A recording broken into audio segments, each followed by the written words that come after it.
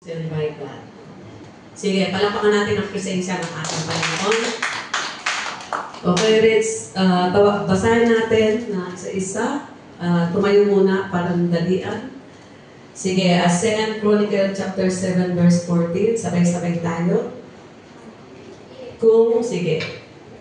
If my people who are called, which are called by my name, shall humble themselves and pray and seek my face, and turn from their wicked ways, then will I hear from heaven, and I will forgive their sins and will heal their land. Purihin ang pagkakabasa ng salita ng Panginoon. Makaupo na tayo. There will be healing in this place. There will be healing in this place. There will be healing in every areas of our lives. There will be breakthrough after breakthrough. Hallelujah. Palakpakan natin ang ating Panginoon.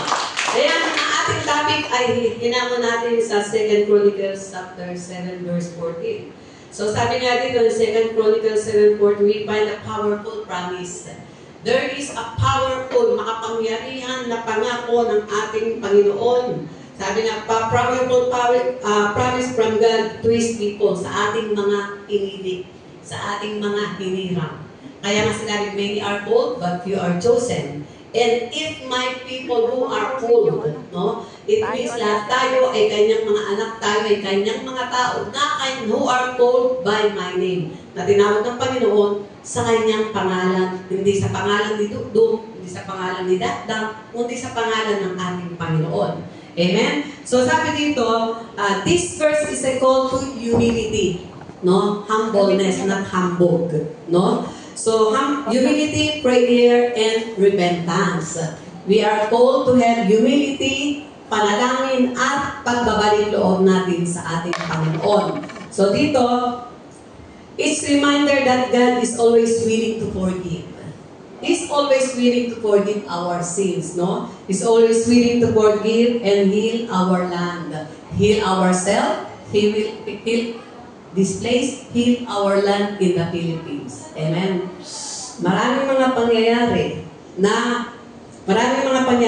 lalo na mga nagaganap, we are just not only pray in ourselves. Hindi lang ating sarili, ang ating pamilya, at kadagay na rin ang ating bansang minamahal, ang ating bansang Pilipinas. So this verse comes after King Solomon had finished building the Temple of Jerusalem. No, ito yung si Solomon sabi niya, this verse comes after King Solomon had finished building. Nung may patayo na ni Haring Solomon ang templo, no? Ang templo. So God appeared to Solomon in a dream and said, nag-appear na ba sa inyo ang ating Panginoon through His written word? Hindi siya mag-a-appear sa in front of you, no? Mag-a-appear siya, mangungusap siya through sa salita na nakaupit sa ating mga puso. Amen? So yun ang sabi doon, if my people who are called by my name, sabi ng Panginoon. Ang Panginoon ang may sabi, hindi si Solomon. Ang Panginoon ang may sabi, if my people who are called by my name will humble themselves, magpapakumbaba, manalangin, at hanapin ang kanyang mukha. Sabi, and seek my face, and turn from their wicked ways, then will I hear from heaven, and I will forgive their sin, and will heal their land. Yun yung sinabi sa 2 Chronicles 7:14. No? So dito, merong pangako ang ating Panginoon na kung tayo magpapakumbaba, at tayo magre-repent, at ating pakilinggan, isisik ang kanyang mukha. No, baka kung anong seek niya yung ginawa, gano'n ano. So seek His face. Patuloy tayong magbasa ng salita ng Panginoon. Patuloy tayong mag-seek ng kanyang presensya. Always pray and humble. Pray and seek and humble. So, dito kasi si Solomon kasi, ano ba ang panalangin ng ating ginagawa? Alam ba niyo si Solomon ang same manalangin? Hindi siya nanalangin ng bigyan mo ako ng mga ginto, bigyan mo ako ng mga bahay, bigyan mo ako ng mga lupain.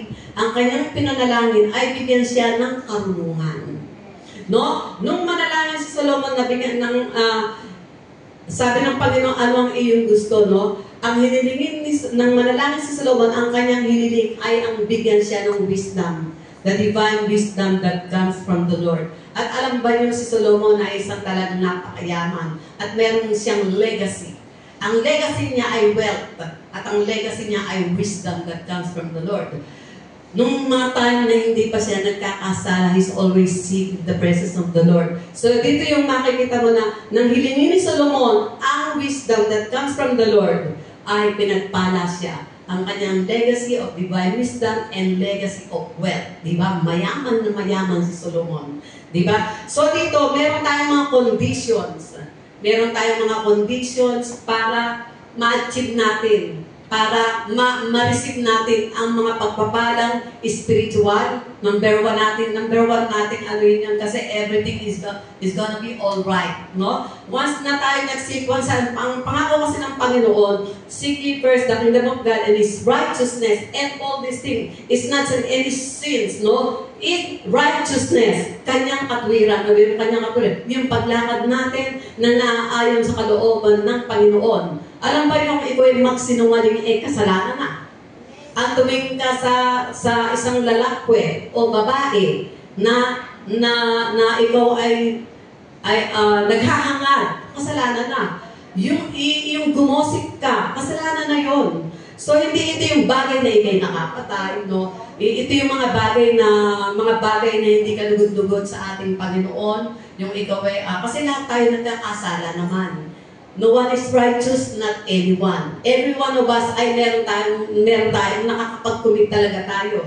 Yung minsan ay matalisod ka lang din, nagputo-kutsinta ka na, di ba? So minsan meron na to, talagang gigil na gigil ka. Pero the control of the Holy Spirit is there for you. Bakit?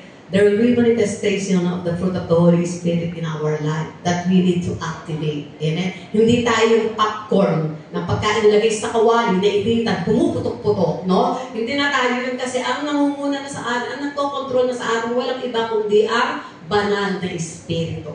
No? We must be Christ-like. Hindi yung konting bagay, nagwawala ka. So, paano makikita ang presensya ng Panginoon sa ating mga Christ-like attitude? So, the Christ-like attitude is mahinahon. Mahinahon magalit. Kahit galit na galit ka na, kumbaga sabi, you are controlled by the Holy Spirit. Hindi na tayo yung pag nalagay sa kawali ay pumuputok-putok. Para ang manok na takot, kahit ng basura. Ang manok kasi nagkakahigyan ng basura. So hindi na tayo sa iyo, eagle ka. Sa iyo, ikaw ay eagle. No?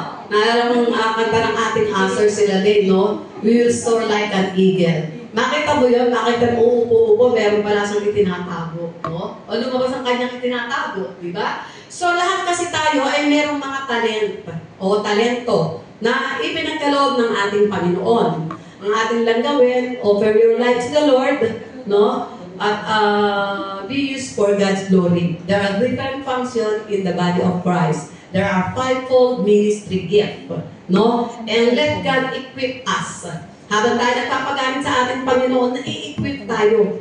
At kung kalinalagay sa tamang function, ang pagkakalagay sa inyong Panginoon, then yan ay pagyayamanin. Lalo kang pagyayamanin ng Panginoon. Kung ikaw ay tinawag ng Panginoon po, manalangin, hindi mo upo ka, enjoy ang presensya ni Lord. No? Ang microphone kasi hindi ito pwedeng martilyo Nakuha nyo? Na hindi ito martilyo na ipupukpok mo na ipupukpok, no? So, in the body of Christ, there are different functions. Merong matabil ang bibig, no? So, there are different functions. There are fivefold ministry gift. Apostle, teacher, prophet, evangelist, pastor, no? At sa body rin natin, there are different functions. Hindi pwedeng puro mata, no? Ano na yan, ang tawag dito, zombie na yun. Pag ikaw ay puro mata, wala, hindi ka na makakalakad, puro mata ka na lang. Pag ikaw ay puro kamay, wala, ganun ka na lang, parang ang gagamba or something na ano. Hindi naman po pwedeng paa ka lang, wala ang ulo, wala ang kamay, paa lang, di ba? Multo na yun. So, sa body natin, ay meron also different function. Meron ginagamit pantingin, meron ginagamit pangsuwag, yung iba hindi makontrol ang mga bibig, no? So, iyan kasi, iyan ay kinakailangan, lahat yan ay kailangan sa bahagi ng ating katawan, no? Pag walang mata, hindi ka makakakita. So, lahat ng kaliit-liitang bahagi ng ating katawan ay mahalaga. Lahat ng mga narito sa body of Christ ay lahat yan ay mahalaga. Kasi there are different functions. Katulad itong hall na to, hindi pwedeng ang pintuan ay naroon sa kusina. No? Hindi pwedeng ang pulpit ay naroon sa likuran. So maging dito ay merong kaayusan. At makikita mo na merong upuan, na parang ang reyna na nakaupo diyan, di ba? So nakikinig ka na lang. So iyan yun, meron din nag-intercede. So ganyan talaga. In the body of Christ, we have different function. No? Sa fivefold ministry, meron different function. Bakit pa tayo napunta ron? So, ito yung na we must offer. Kasi ikaw, tinatawag ka na ng Panginoon, nagtitigas-tigasan ka pa. So, offer your life to the Lord. Humble yourself. I-humble mo ang iyong sarili sa Panginoon at huwag kang magkutakot-takot. I-offer mo ang iyong buhay at hayaan mo na magamit ang talent na ibinigay sa iyo ng Panginoon. Palakpakan mo sarili mo. So, there are 4 conditions. Merong 4 na condition na requires ang ating Panginoon sa inyong mga anak ng Panginoon, sa ating mga pinili ng Panginoon. Ano-ano ba yung require ng ating Panginoon? Naroon din yung 7 Chronicles, no? 2 Chronicles 7:14. Atin lang siyang hihimay-himayin. No? Number 1, humble. Hindi humble, no? Hindi yung tayo magmamalaki na ako ganito, hindi ako nagkakagaling, ganito, no? So, kinakailangan we must humble ourselves. We must come before God with humility. Always remember that merong false humility. We are not in the false humility. No, dapat tayo talaga doon tayo sa true humility, no? Sabi nga sa humble themselves, we must come before God with humility, recognizing our sin. No, humingi tayo ng kapatawaran, hindi sa muso lang. Kasi God saw our hearts. We cannot hide sa ating Panginoon, no?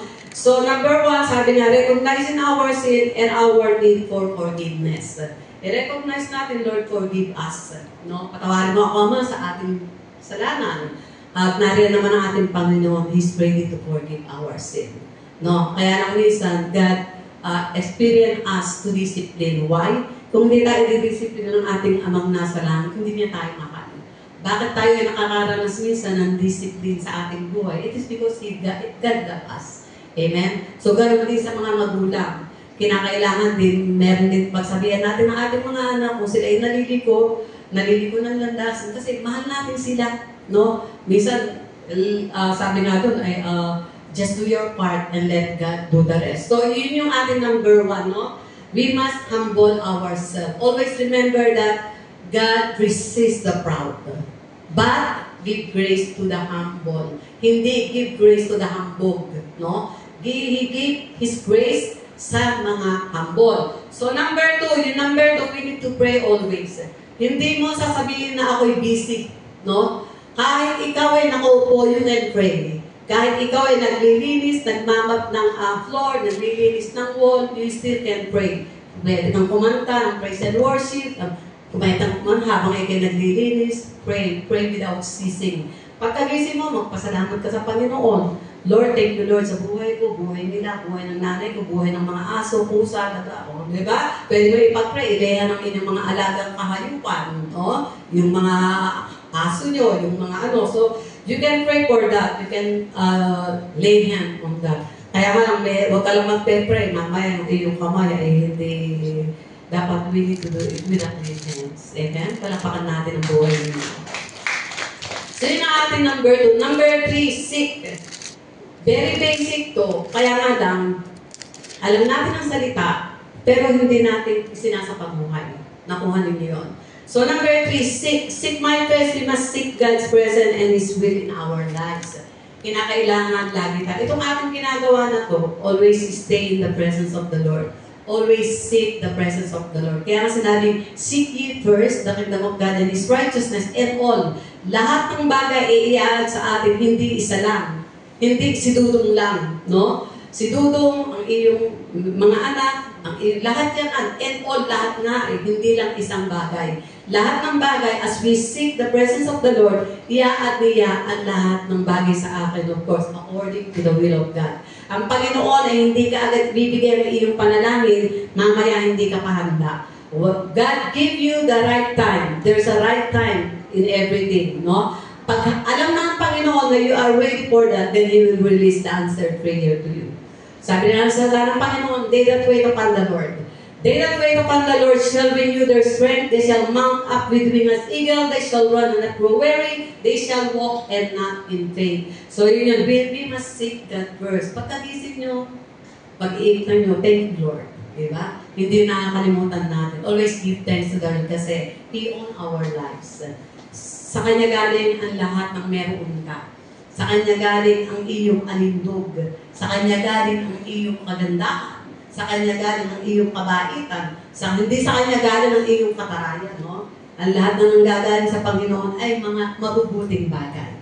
Amen? Hindi galing sa Panginoon ang mga mapanirang bibig. Hindi galing sa Panginoon ang mga mapagkinwari. Hindi galing sa Panginoon ang mga nakakasira. So, relate sa salita ng Panginoon, saan ka ba rito? Pag alam mo na mali yun, stop and be controlled by the Holy Spirit. Palakpakan natin yung sarili mo. So, yung number 3, always seek the presence of the Lord. Amen? Number 4, yung turn. We need to turn. Kalimutan na natin ang ating mga nagawang kasalanan. Turn. Pag ikaw ay tinutulak ni Taning na magkasala, sabihin mo, my portion comes from the Lord. I am blessed. You are not my portion, Satan. You are under my feet, and my portion is to be blessed by our Father who is in heaven. Amen? So, yun ang number 4 namin, we need to turn. At ano ba ang pangako ng ating Panginoon? Dito, yung una, makikita natin, meron 4 condition. 4 yung una na condition. Ano ba yun? Humble, no? Pray, seek, and turn, no? Kalimutan na natin lahat yun. At pag ito ay ating nagawa, ano ang pangako ng ating Panginoon? So, if we meet this condition, narito ang pangako ng ating Panginoon. Alam ba niyo, itong verse na ito ay natataon. Kung mahal ninyo ang iyong kapatid, kung mahal ninyo ang inyong mga magulang, kung mahal ninyo ang bansang Hong Kong, mahal ninyo lalo ang bansang Pilipinas. Dahil sa mga nangyayari ngayon, there's a lot of corruption, nakabaon na tayo, pero we believe sa ating panalangin, lahat ng mga lingkod ng Panginoon, habang tayo nananalangin, sasabihin natin sa panalangin na ito, pagka tayo sinagot ng ating Ama, all things work together for good to them that love the Lord. So, ang pangako ng Panginoon ay ito. Pagka ating nasundan, humble, pray, seek, and turn to our wicked ways, ito yung kanyang mga promises. Number 1, hear from heaven, God will hear our prayers and respond to our needs. Pakikinggan ng ating Diyos Amang nasa langit ang kanyang response sa lahat ng ating mga pangangailangan. And then number 2, forgive. Patatawarin tayo. That's the promise of God. Kasi salita niya yan no? Patatawarin niya tayo sa ating mga kasalanan. Tayo ay kanyang patatawarin sa mga nagagawa na at lilinisin niya tayo sa lahat ng ating kabuktutan. Sa unrighteousness nating mga ginagawa. No? Number 3, pagkatapos na ito natin pinatawad, pagkatapos na pakinggan ng ating Panginoon, ano ang mangyayari? Pagagalingin ng Panginoon ang ating church. Pagagalingin ng Panginoon kung anong meron kang karamdaman. Pagagalingin ng Panginoon ang ating bansang hinira na walang iba kung ang ating bansang Pilipinas. Amen? Sa mga nangyayari ngayon ay matindi kung iyong titignan. Pero walang imposible sa mga anak ng Panginoon na lumuluhod at nananalangin. Amen? So yun yun. So yun yung mga bagay-bagay na pagagalingin, whatever sickness you are there, maaaring ikaw ay hindi ka na makaahon sa iyong finances, maaaring si dudong mo ay nagwawala, naghahanap ng iba, then ibabalik yan, sasampalin ng panyo yung babae mo, diba? At ibabalik yan sa at isa pa, ay pagagalingin ng Panginoon ang bulsa mo na hikahos. Amen? Bakit? You're humbling heart yourself to the Lord. Amen? Palakpakan yung mga sarili ng muli. So, yun yung pangako ni Lord, no? Nakikinggan niya, patatawarin niya tayo, at pagagalingin ang ating bansang hinirang. Pagagalingin ang ating mga ugali na baluktot, at pagagalingin ng Panginoon kung ano man merong sakit, meron tayong nararanasan. At sasagutin ng Panginoon, ano man ba ang ating panalangin sa ating simbahan, ibibigay ng ating Panginoon. At sa bansang Pilipinas, magkaisa lahat tayo na manalangin, walang imposible. All things work together for good. Pero merong pinakikita ang Panginoon. Somebody need to offer your life to the Lord at makita mo, God will do something great. Amen? So, yun yun. So, how can we apply this verse? Paano ba natin? Sabi, di ba? Paano natin may apply this verse in our lives today? So, this is the application, no? Application, recognize our sin, no? Sabi doon, so how can we apply this verse to our life today? Nariyan pa kayo? Amen. Paano natin may apply sa ating buhay ngayon ito? Number 1, we need to recognize our sin. We must recognize our sin and our need for forgiveness. Number 2, humble ourselves. Number 3, pray and for repent. Yun uli. No? So dito, makikita natin doon sa pagka tayo lumapit sa Panginoon with a humble heart, sigurado, the things which are impossible with men are possible sa ating Panginoon. Alam niyo si David. Si David kasi, siya ay nagkasala. No? At alam naman natin ang kwento ng buhay ni David. No? You can relate dito. So, si David kasi nagkasala sa buhay ni Bathsheba, no? Dahil sa kanyang pag-aksam, nakita niya nagliligo, nakita niya nakalabas yung hanggang sa kanyang gano'n na. Pero alam mo sa nangyari, that's this personal, no? Okay lang magkasakala ka sa iyong sarili, huwag ka naman dami pa ng ibang tao, no? So, ito si David, sa kanya lang sarili ito, hindi siya nandamay ng ibang tao. No? Dito ang sabi niya, sa Psalms 51 verse 10 to 12, sabi niya doon, create in me. Create in me a clean heart, sabi doon. O God, and put a new and right spirit within me. Do not cast away. Huwag mong hayaan na mawala sa akin ang iyong presensya. Ang sabi ni David doon, do not cast away and do not take your Holy Spirit from me. Pagka kasi ang banal na Espiritu ang nawala sa akin, kawawa tayo. Nakuha niyo yun. Kaya dapat we need to care for ourselves for God's glory. No? Huwag natin hayaan na mawala ang banal na Espiritu sa ating buhay. Kasi pag yan ang nawala, hindi na tayo makakalaw. But we need to do this. We need to humble ourselves. We need to pray sa ating Panginoon. And we need to seek His face. Acknowledge our sin. No? So dito ang ating, alam niyo din, maging si David, no? Sabi nga 2 Samuel 24 verse 24, I will not offer to the Lord my God that cost me nothing. No? So doon makita mo, nag-offer din siya sa ng offering ng kapayapaan. At doon ay napakinggan ang Panginoon ang kanyang panalangin. Nagkaroon ng healing sa bansang Israel. At natigil ang mga mananalanta. Bakit? It is because of the prayer and offering ni David. Amen? So as we continue to offer and listen to the voice of the Lord, as we continue to serve the Lord, as we continue to stay in the presence of the Lord, and humble, pray, seek, and turn, God is ready to hear our prayer. Amen? He is ready to listen. Ano man ang panalangin na ating hinihiling sa ating Panginoon. Sige, tumayo tayo lahat. And let me call the music team. Hallelujah.